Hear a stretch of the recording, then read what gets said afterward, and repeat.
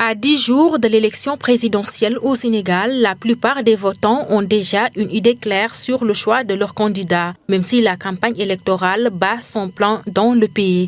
Rencontré dans les rues de Dakar, pour Jean-André, le plus déterminant reste le programme et le parcours du candidat.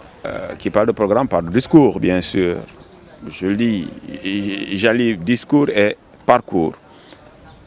Et je fais la part des choses. Ce citoyen s'inscrit dans cette même logique. Je pense qu'actuellement au Sénégal, c'est pas difficile, quoi. Parce qu'on a assez de temps, plein de choses qui se sont passées pour que les gens puissent choisir leur candidat.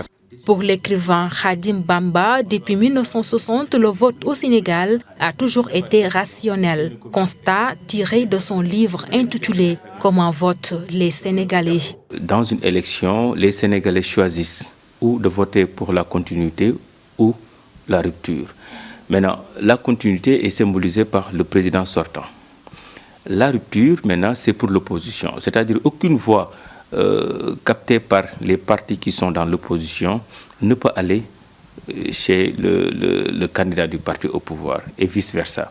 Ça veut dire que donc au Sénégal, un président qui va au deuxième tour, naturellement, perd les élections. Une catégorie d'électeurs ont aussi un poids considérable sur le scrutin sénégalais, les indécis à prendre en compte. Ce sont ceux-là qui décident du résultat des élections.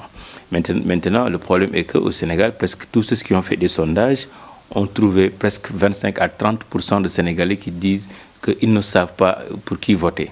On voit que la première chose qui permet ou bien qui justifie le choix d'un indécis, c'est l'injustice.